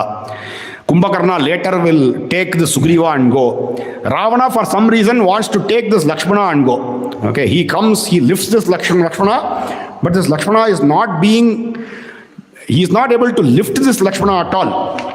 So here Valmiki says, "Himavan mandaro meruhu kailaso va mahagirihi shakyam bhujabhyam uddarthum na sankye bharatanujaha." Interestingly, he puts this term Bharatanujaha, the younger brother of this Bharatha, maybe because of Barikrad. Okay, he is born by the earth here. This huge Ravana who has shaken Himavan and Mandara, etc., he is not able to lift this Lakshmana up. Why? Shaktya Brahmyapi Saumitrihi Taditastu Stanantare Vishnor Amimamsya Bhagam Atmanam Pratyanusmarat. He is in cognition of his own true self. Therefore, he is becoming very heavy. This is like Ananta himself. Okay, the huge serpent, which is the coiled potential energy of this entire Prakriti. Okay, can ever Ravana dare to lift this entire earth, not just earth, entire Prakriti, entire nature which is in the coiled form, that form, the remembrance of that form is currently this Lakshmana. Therefore, this Ravana is not able to lift this Lakshmana. And he is trying, only back pain is coming. He is not able to lift this Lakshmana alone. And Hanuman, who has gotten up, he is coming, he is wondering, what is this Ravana trying to do? He comes, he makes one fist, and then he is pushing this Ravana with a thud. Ravana is going, he is just doing some kutikarnams, okay, some cartwheels he is doing, and he is going and falling down. And immediately this side, Hanuman is giving both of his small hands. Okay, he is not in this Vishwarupa. He is in normal Rupa only. He is very beautifully carrying Lakshmana like a small child, and he is taking him towards Rama. Here, Valmiki says, Vayu sunoho suhrutvena bhaktya paramaya chasaha shatrunam aprakampyopi lagutvam agamat kapehe. Because the way you approach, okay, the subtle levels, imagine we are all approaching the different levels of meditation. Okay, can anybody touch any level of meditation with kama and krodha? You can't. Okay, we can say, listen to me. Nothing will happen. Your stress is going to be increasing. Okay, to calm down your thoughts, you have to very slowly, subtly, sublimely, you will have to bring it down. You cannot command it. Here, what Ravana is trying to do, he is trying to approach this with power. Brute force is not going to help. Okay, you have to go to the root force. What is root force? The root force is calming yourself and submitting yourself, surrendering yourself with a lot of bhakti and devotion. If you are approaching, that is why they say kallum karayum. If you go with bhakti, even a stone will melt. We have seen these kind of stories. So here, this Vayusuno Hanuman with a lot of bhakti is approaching this Lakshmana, and because of that, Lakshmana is becoming lightweight, featherweight. Okay, the wind can carry a feather. Likewise, the wind son is able to carry this feather-light Saumitri, and he is taking him towards Rama and leaving him. Rama is not perturbed here. Earlier we saw Rama was crying when Lakshmana was hurt with Nagapasha. Here he doesn't, because there in Nagapasha, Indrajit hit him and he ran away. He went into celebratory mode into Lanka. But here Ravana is right in front of Rama. Therefore, Rama says, I need to go right now and perform this war and destroy this Ravana. So he immediately jumps for war. He takes his bow and strings his bow. Hanuman comes towards Rama and says, Oh Rama, you alight on my shoulders. You jump onto my shoulders like how on Garuda Vishnu is performing war. You perform war versus this Ravana. He jumps onto the shoulders in Hanumanta Vahana. Rama is jumping onto the shoulders of Hanuman and charging towards Ravana. Tishta tishta mamatvam hi kritva vipriyam idrisham kvanu rakshasa shardula gato moksham avapsyasi yadindra vaivaswata bhaskaranva swayambhu vaishvanara shankaranva gamishyasitvam dashavadishotava tatapi me nadya gato vimokshase. Oh Ravana, stop! I am going to offer Yuddhaditya to you now. I am going to destroy you. It is the time when you are going to be liberated from this world. You are going to see the end of your days and nights. Okay, for us, we can say end of days. For all these Rakshasas, Nishacharas, end of nights. So you're going to see your end of your life today. You have come in front of my vision. You go wherever you want. Whether you go to Indra, or to Yama, or to Surya, or to Brahma, or to Agni, or to Shankara. Wherever you go, any of the 10 directions, Disho, Dashava Dishotava, you go to any of the 10 directions, you go upar, you go niche. It doesn't matter. Okay, you are a nicha. You are going to be put to death. You are going to see Naraka today. That is the only direction. Whichever is the direction of hell, you are going to see that hell today. You cannot escape. Oh Rakshaseshwara, I am here waiting for you for war. Take your weapons and fight against me. Ravana is with great rage. He is not fighting versus Rama. He is angry on Hanuman because Hanuman has given him an elevated seat. Okay, imagine he is on a chariot, but Hanuman must be taller than the chariot. So Rama is a step ahead. He is a step ahead and he is a step which is higher. So therefore, this Ravana is firing a lot of arrows on Hanuman, and this is infuriating Rama more and more. He is charging his arrows left, right and center towards Ravana. Ravana is perplexed. At some point of time, Ravana drops his bow. Okay, with his arrows, he is firing. The charioteer is dispatched. The chariot's flag is dispatched. The chariot's axle is being pulled down. The chariot is broken. The charioteer is killed. The mules and steeds are all put to death. The bow's grip, all those things are put to an end. And Ravana is perplexed. He is wondering what to do. He is not taking any weapons. Then with one more arrow, Rama is taking and charging towards his crown. The crowns are also thrown down. Okay, maybe this crown also is taken to Vibhishana. Okay, like what? Angada is bringing one crown, everybody is going to bring one crown. The crown is also pulled down. Ravana is perplexed, he doesn't know what to do. He is standing like this. What has happened? It is extraordinary, fiery arrows in a flurry. Okay, it is like how a river in rage is gushing. Likewise here, after monsoon, this Rama's Bana Varsha is just taking literally this Ravana by storm. And Ravana is stranded. He doesn't know what to do. Then Rama says, "Oh Ravana, I know you have performed great war today. Back-to-back wars. We all know you have fought versus Sugriva, versus Hanuman, versus multiple Vanara warriors, versus Neela, versus Lakshmana, and versus me, so maybe you are tired. Therefore, I am not going to take you to the abode of Yama today. I will give you one chance. Today you saw my Leela. Today was my sport. Tomorrow you come prepared. You come fresh. It should not be that I don't know. It is the smarana of Sugriva for Rama. Okay, what did Sugriva tell? That Dundubi was with full flesh and blood when Vali killed that Dundubi, but now it is only one skeleton. Okay, maybe like that here Rama felt this Ravana is already weakened by so many wars. Let him come with full flesh and blood with all his weapons. Then I will destroy. Therefore he says, Gacchanu janami radhastvam pravishya ratrincha rarajalankam ashvasya niryahi ratichadanvi tadabalam drakshasi me ratastaha. Indrupoi nalai va. Go today. Gacchanu janami. You go today. You go and rest. Go to Lanka. I am giving you Veer Pichai. Okay, maybe you might be thinking, who are you to give Veer Pichai to Sita, man? I will give you Veer Pichai right in front of so many people. That is only in front of Rakshasas. This is the worst of apamana, what can be done to a warrior. Okay, when the warrior wants to attain martyrdom, he wants to die, that time you give him one second chance. He says, I will spare your life. Okay, that is the worst insult anybody can get. He says, you come back with your bow and car after taking rest.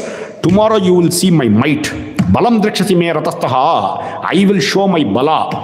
And after saying this, Rama goes back. What happens here? Sa yeva muktaha hatadarpa harsho nikritta chapaha sa hata ashvasutaha shararditaha kritta maha kirito viveshalankam sahasaraja. His crown is broken. His chariot is broken, his bow is broken, his steeds are all broken, his charioteer is put to an end. Therefore, this Ravana alone remains. His entire chariot is destroyed. So he doesn't have any weapon also. He is not able to think anything. He is just turning back and walking alone towards Lanka, and he is entering with his head fallen down. His ego, his pride, everything is destroyed. He thought, I am the best among the best.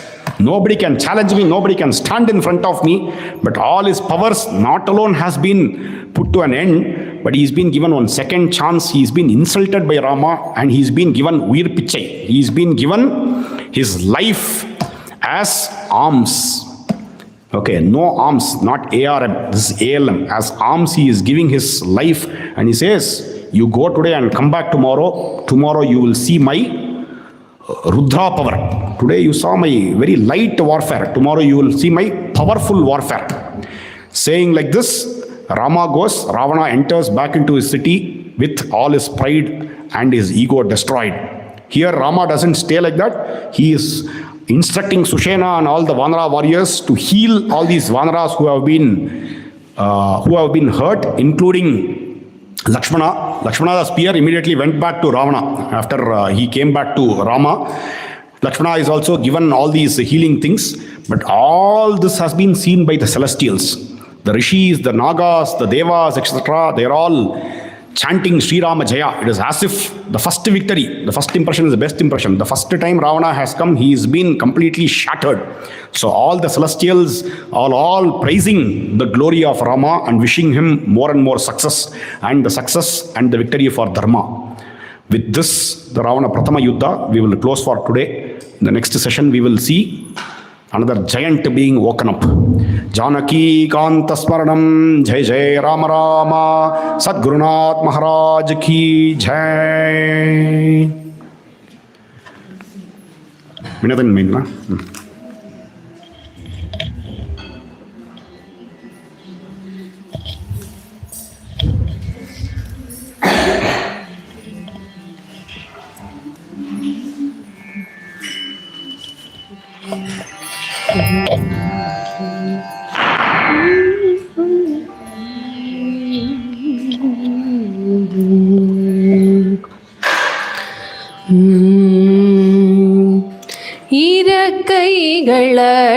இறக்கைகளடிக்கையில் சாமங்களோலிக்க,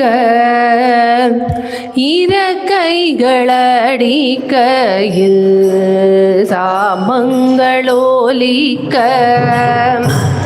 இறங்குகையில் கால சர்ப்பங்கள் மறைய, இறங்குகையில் கால சர்ப்பங்கள் மறைய, இரக்கத்தின் தேக்கமாம் ராமனும் வியக்க, இரக்கத்தின் தேக்கமாம் ராமனும் வியக்க, இறக்காமல் தம்பியும் உடனே எழுந்திட, இறக்காமல் தம்பியும் உடனே எழுந்திட, வினரையின் மைந்தன் எழுந்தருளினார், வினதையின் மைந்தன்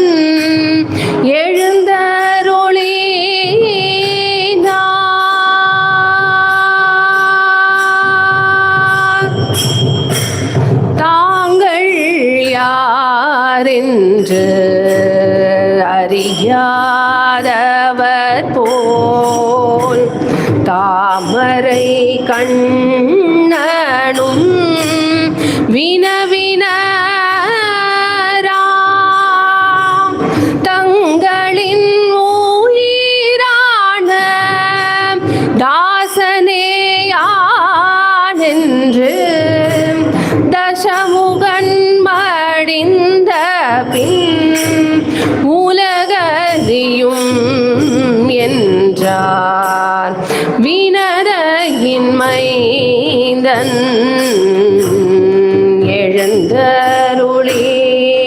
எழுந்தருளினார், வினதையின் மைந்தன்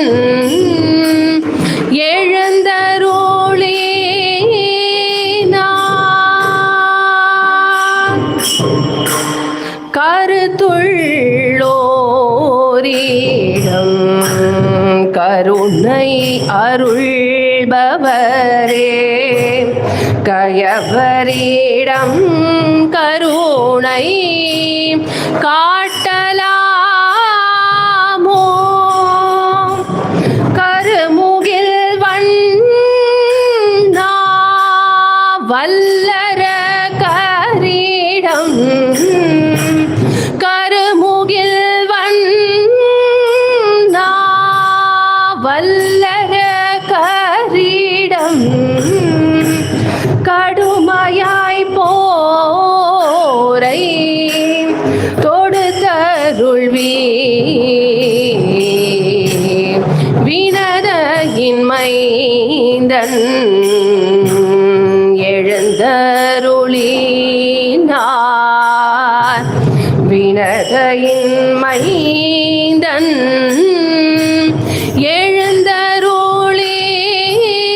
எழுந்தருளினார். வலம் வந்து அர கருடன் வலிய அனைத்தே வானம் பரந்தனராம் வானர படையும் அரக்கர் நடுங்க வெண்சங்கும் பேரிகையும் முழங்கினராம் வெண்சங்கும் பேரிகையும்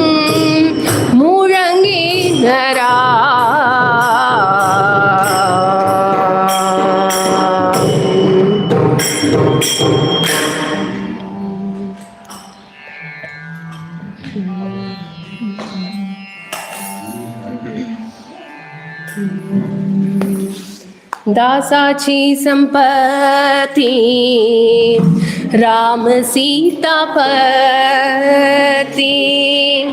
दासाची संपत्ती राम सीतापती जीवाच्या संगती राम एक जीवाच्या संगती राम एक दासाची संपत्ती राम सीतापती दासाची संपत्ती राम सीतापती जीवाच्या संगती राम एक जीवाच्या संगती राम एक राम एक माता राम एक पिता राम एक माता राम एक पिता राम एक भ्राता सहोदर राम एक भ्राता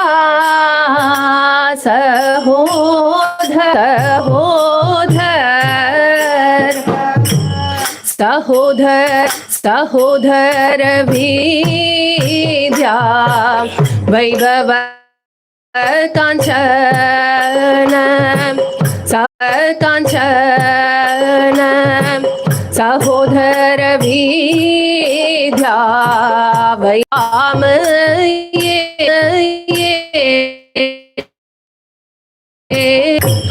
सर्वहास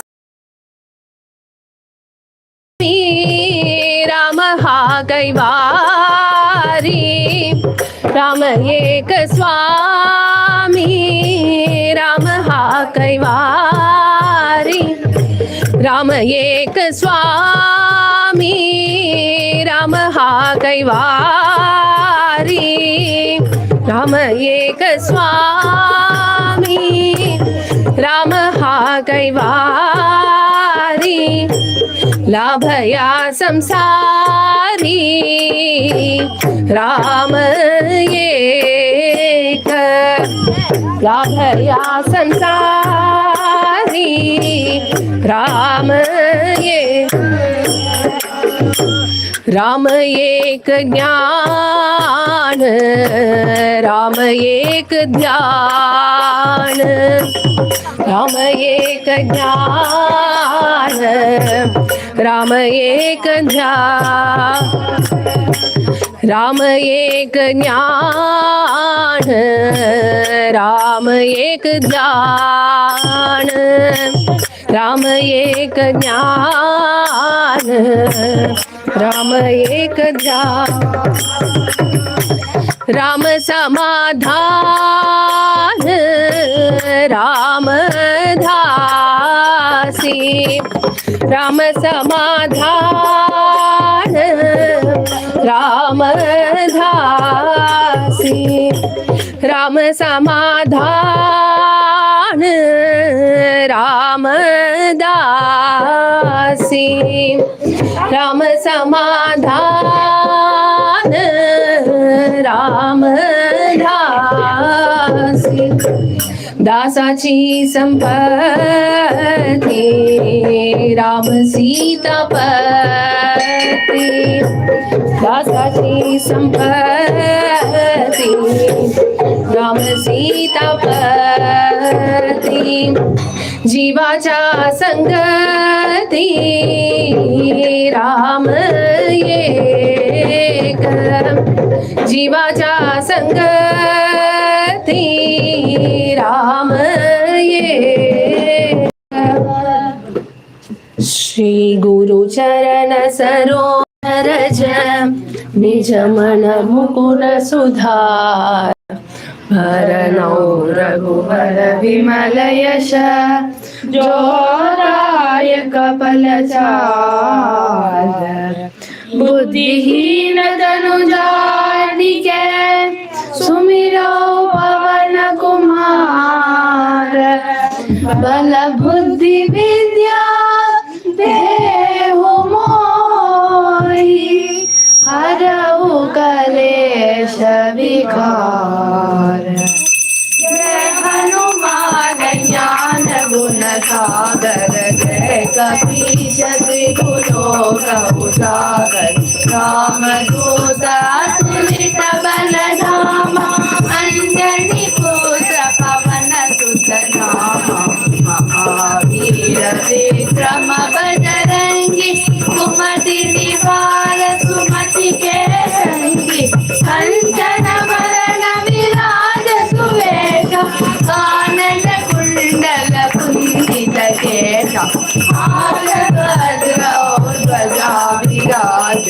कांधे मूंज जनेऊ साजे शंकर सुवन केसरी नंदन तेज प्रताप महाजगवंदन विद्यावान गुणी अति चातुर राम काज करिबे को आतुर प्रभु चरित्र सुनिबे को रसिया राम लखन सीता मन राम लक्ष्मण जानकी जय बोलो हनुमान की राम लक्ष्मण जानकी जय बोलो हनुमान की सूक्ष्म रूप धरि सियहि दिखावा विकट रूप धरि लंक जरावा भीम रूप धरि असुर संहारे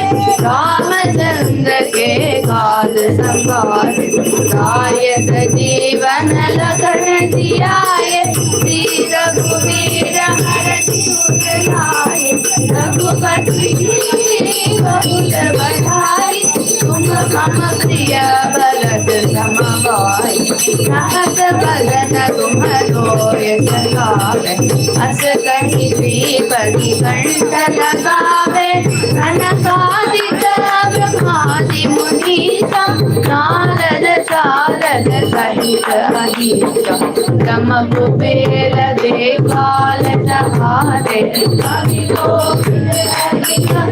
कहाते तुम उपकार सुग्रीवहि कीन्हा राम मिलाय राजपद दीन्हा राम लक्ष्मण जानकी जय बोलो हनुमान की राम लक्ष्मण जानकी जय बोलो हनुमान की तुम्हारो मंत्र विभीषण माना लंकेश्वर भय सब जग जाना युग सहस्र योजन बलवानु लील्योदाहि मधुर बल जानु प्रभु मोदिका मेहि मुख माहि जलधि नाहि दय अनंत नाहि दुर्गम काज जगत में देते सुगम अनुग्रह तुम्हारे देते राम दुआरे तुम्हारे रखवारे आज्ञा बिन मैं सरना, तुम रक्षक काहू को डरना। आपन तेज समारो आवे, तीनों लोग हांगते कावे। भूत पिशाच निकट नहीं आवे, महावीर जब नाम सुनावे। राम लक्ष्मण जानकी जय बोलो हनुमान की। राम लक्ष्मण जानकी जय बोलो हनुमान की। नासे रोग हरे सब पीरा, जपत निरंतर हनुमत वीरा। संकट से हनुमान छुड़ावे, मन क्रम वचन ध्यान जोड़ावे। कर राम तपस्वी राजा, जिनके काज सकल तुम साजा। और मनोरथ जो कोई लावे, सोई अमित जीवन फल पावे। चारों युग प्रताप तुम्हारा, है सिद्ध जगत उजियारा। साधु संत के असुर निकंदन राम दुलारे। अष्ट से दिन बनिज के दाता, असवर दीन जानकी माता। राम रसायन तुम्हारे पासा, सदा रघु रघुपति के दासा। अष्ट से दिन बनिज के दाता, असवर दीन जानकी माता। राम रसायन तुम्हारे पासा, सदा रघु रघुपति के दासा। राम लक्ष्मण जानकी जय बोलो हनुमान की। राम लक्ष्मण जानकी जय बोलो हनुमान की। तुम्हारे भजन राम को गावे, जन्म जन्म के दुख बिसरावे। अंधकार रघुपति जाई, जहाँ जन्म हरि भक्त कहाई। और देवता चित्तन करई, हनुमत से सर्व सुख करई। संकट कटे मिटे सब वीरा, जो सुमिले हनुमत बलवीरा। जय जय जय हनुमान गोसाई, जय जय जय हनुमान गोसाई। कृपा करहु गुरुदेव की नाहि, जो सत पाठ पाठ कर होई। झूठ ही बंदी महासुख होई, जो यह पढ़े हनुमान चालीसा। होय सिद्धि साखी गौरीशा, तुलसीदास सदा हरिदेवा। कीजय नाथ हृदय माढेरा, कीजय नाथ हृदय माढेरा। राम लक्ष्मण जानकी जय बोलो हनुमान की। राम लक्ष्मण जानकी जय बोलो हनुमान की। जय बोलो हनुमान की, जय बोलो हनुमान की। उठाला जाऊळी लंका, आला बाबा मारुती।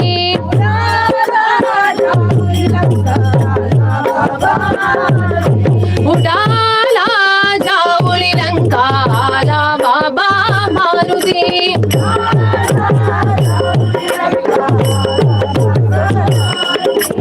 आला बाबा मारुती, आला रे बाबा मारुती।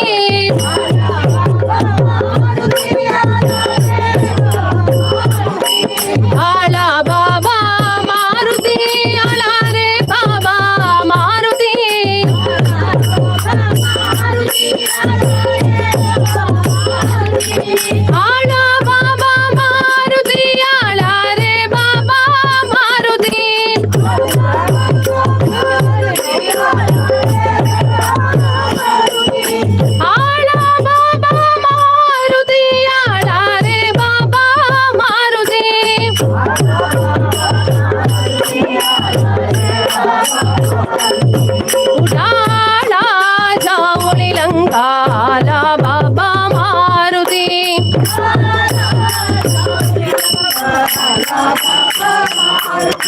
उडाला उडाला उडाला जाऊळी लंका आला बाबा मारुती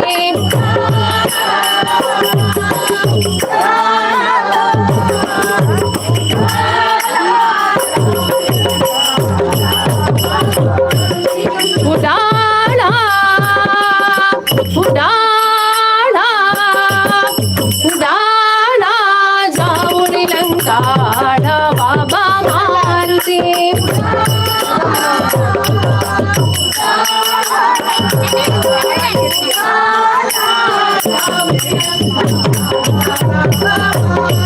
उडाला जाऊळी लंका आला बाबा मारुती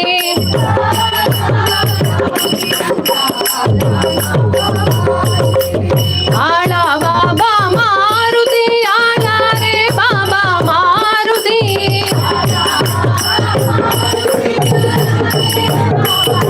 आला बाबा मारुती आला रे बाबा मारुती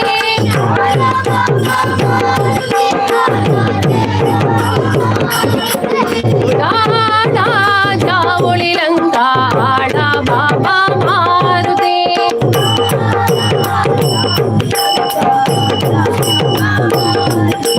उडाला उडाला उडाला जाऊळी लंका आला बाबा मारुती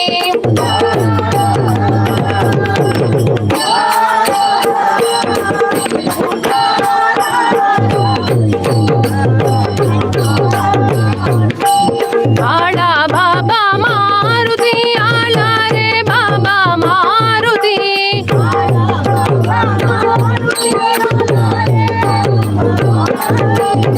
आला बाबा मारुती आला रे बाबा मारुती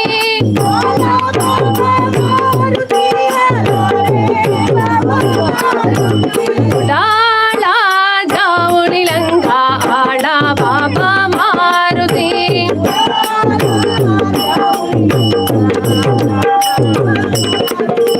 उडाला जाऊळी लंका आला बाबा मारुती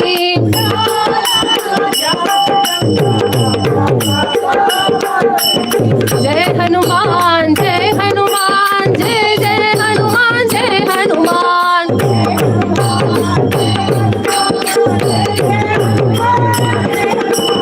जय हनुमान जय हनुमान जय जय हनुमान जय हनुमान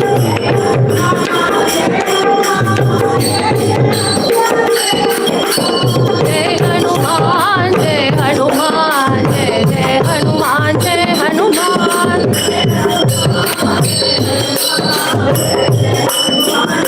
जय हनुमान जय हनुमान जय जय हनुमान जय हनुमान जय हनुमान जय हनुमान जय जय हनुमान जय हनुमान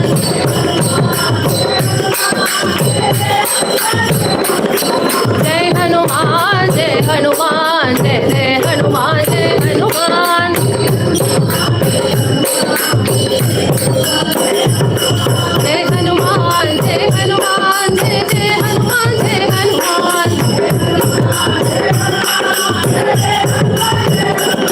जय हनुमान जय हनुमान जय जय हनुमान जय हनुमान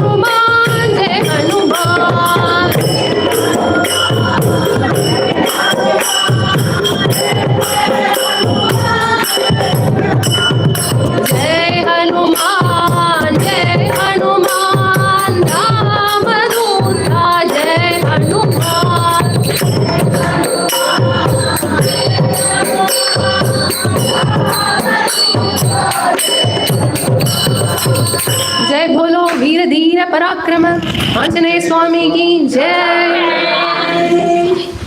मणिमय रमणीय राजलवने मल्लिकार्जुनादि कुसुमावने सीता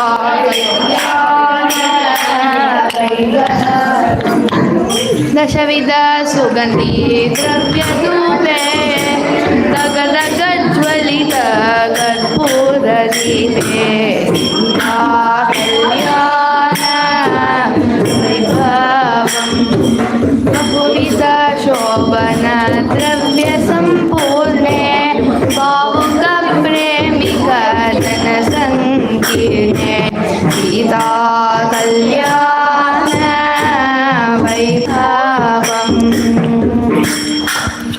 स्वागतं स्वागतं जानकी रामा स्वागतं स्वागतं सम्पूर्ण कामा उपवीत नवरत्न मणिमय मन्दिरे सहसीतया देवानवपुष्पकुन्दे पाणि तदयोरलब्धकं ललितम्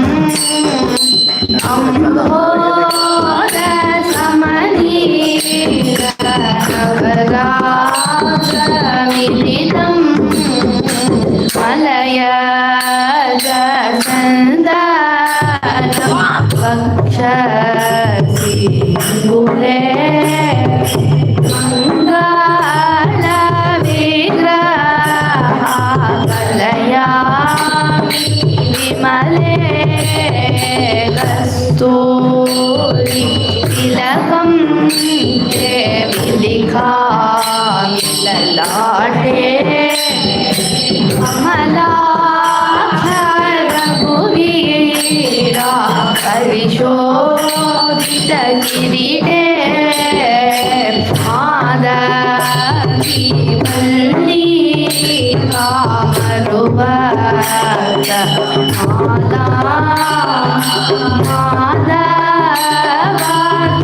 माधवतपकर्णे धृत्वा कुरुलीला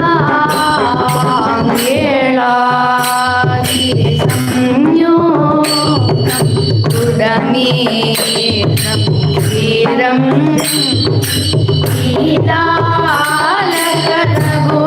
लीलालकरघुनायक विभसुन्दरमधुरं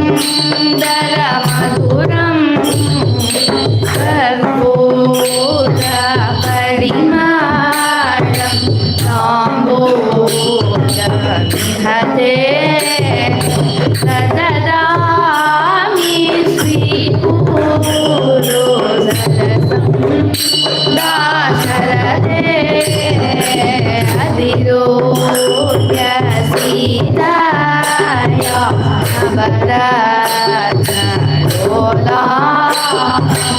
अनुज्ञाप्य प्रेमीकं कुरु प्रेम लीलां स्वागतं स्वागतं जानकी रामा। मारुत चंचल विरोधे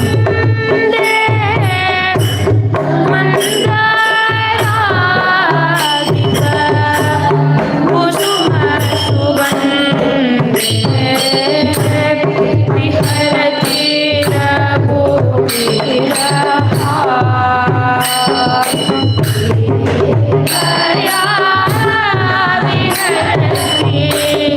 रघुवीरा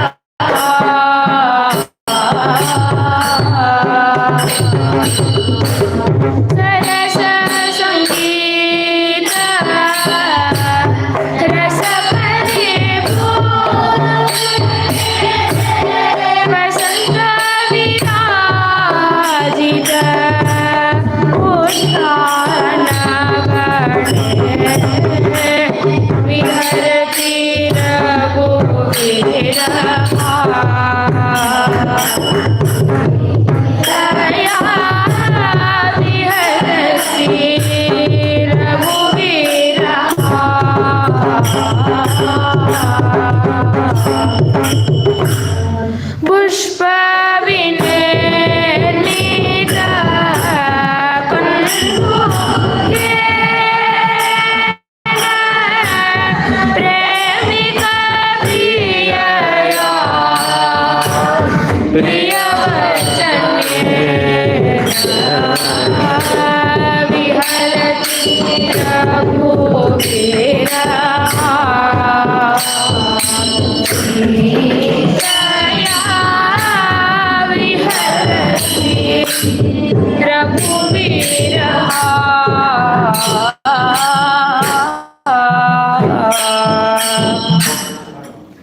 जय जय रघुवीर श्रीराजपुत्रा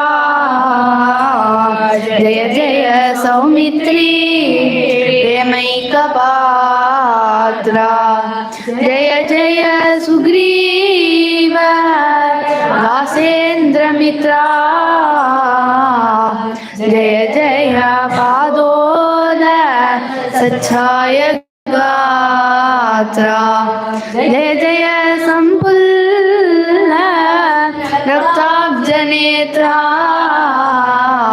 जय जय ब्रह्मादि सुरकृतस्तोत्रा जय जय वाल्मीकि कृतसच्चरित्रा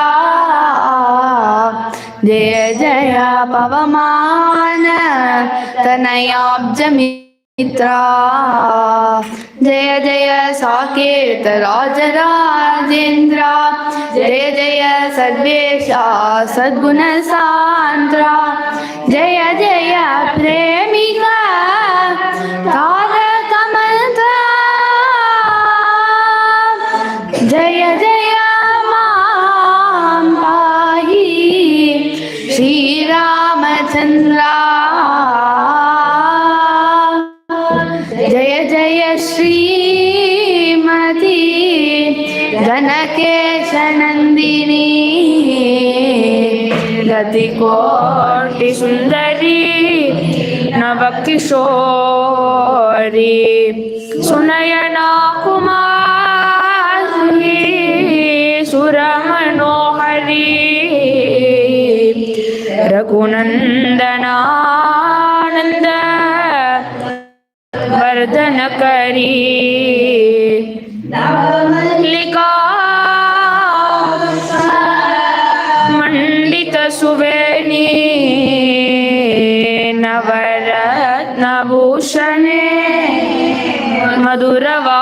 मधुरवाणी कल्याण वेश कमनीय रूपिणी कौसलराज कुमारकामिनी सकेत साम्राज्य सकल स्वामिनी सरस संगीत रसिक स्वभाविनी सरयू नदी तीर उद्यान विहारिणी शरणं बभदेवी प्रेमिक जननी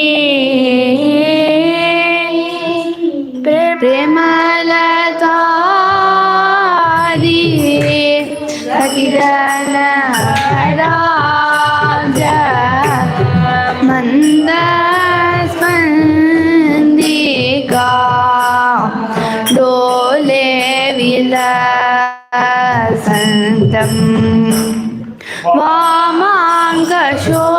वामाङ्गशोभिता मैथिलराज नन्दिनी वदनम्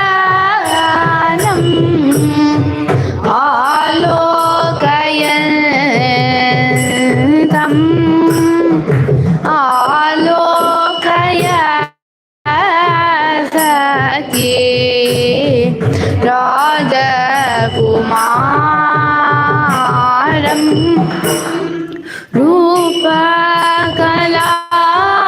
रूपकलादि सखिजनवारिद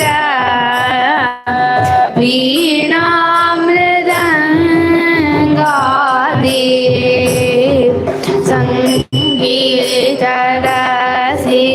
सङ्गीतरसिकम् तापदहीरा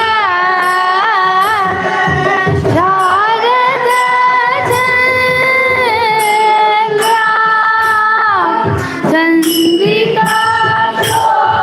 चन्द्रिकाशोभिता सुन्दरसोमुखम् आलोकय सखे राजकुमारं कुटिलकुण्डल वारनिभ अभिनव मल्लिका कुसुमहारं निटिलशोभिता मृदमदलीलका वदनं सुहासा प्रेमिका मनोहरम् आलोकय सखे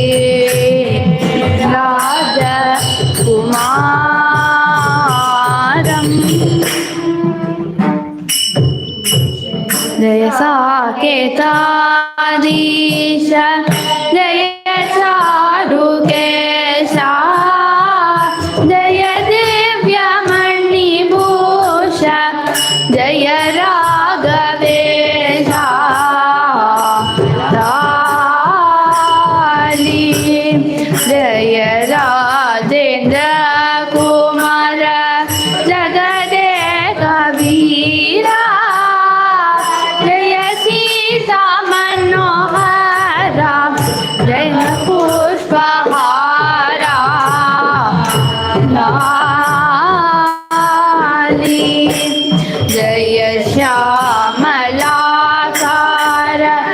जय पीताम्बरा जय संहार जय मनोहरा लाली जय दिव्यलावण्य जय जगत्पुण्या जय प्रेमिकारण्य जय लोकमान्य लाली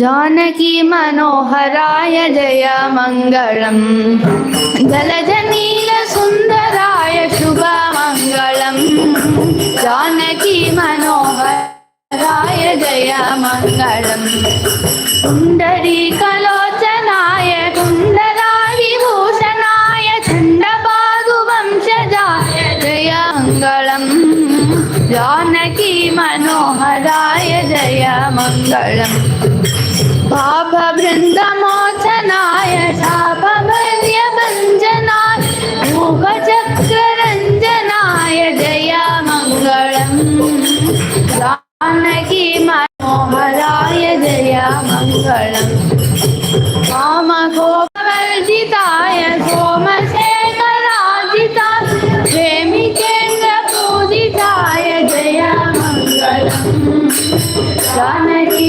मनोहराय जय मङ्गलम् जलजनीलसुन्दराय शुभमङ्गलम् जानकी मनोहराय जय मङ्गलम् साकेत नगरे श्रीमती मंदिरे सकल सौभाग्य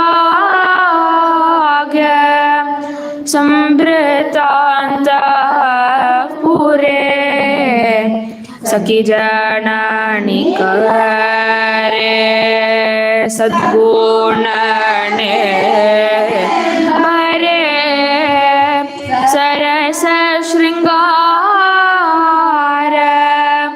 संगीत मुखरे शेष सुखम प्रभो मंदहास वदना मणिमय भूषणा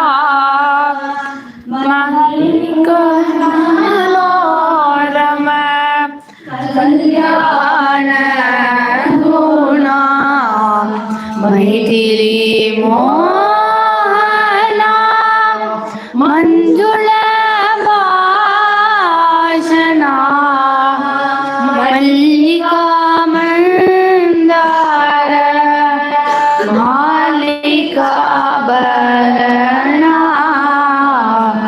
शेष सुखम प्रभो राकेन्दो वदनया रसनीय वचनया रत्नमय दिव्य विविध भूषणया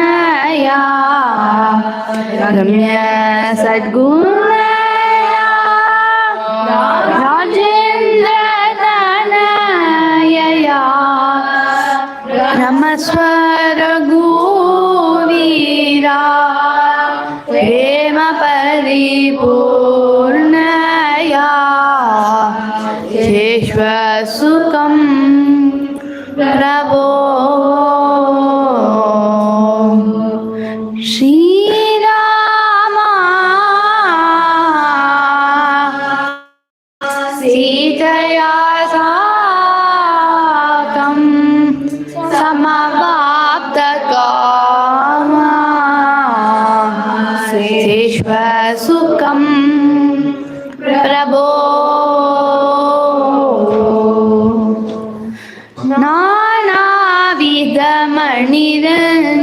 नानाविधमणिरञ्जितमञ्जे परिमलकुसुम कल्पितकल्पे शेषसुखं मैथिलभूपतितनयया मनोज्ञवेशया प्रियया शेषसुखं कारुण्यघनित प्रेम विलासा कौसल्या हृदय कमल निवासा शेष सुखम श्री रघुवीरा शेष सुखम मन पुगड़ को सलैतन मणिवैन वाய்த்தவனே தனிலங்கை கோன்முடிகள் செந்துவித்தாய் செம்பொஞ்சேர் அணிலன் மாமதில் புடை சொல் கண்ணபுரத்தென் கருமணியே என்னுடைய இன்னமுதே ராகவனே தாலேலோ என்னுடைய இன்னமுதே ராகவனே தாலேலோ लोका समस्ता सुखिनो भवन्तु यतः हृदय निश्च श्रेयससिद्धिः सधर्मः वेदा प्रमाणं धर्मस्य धर्मो रक्षति रक्षितः रामो विग्रहवान् धर्मः रामो वासनेन धर्मवृद्धिः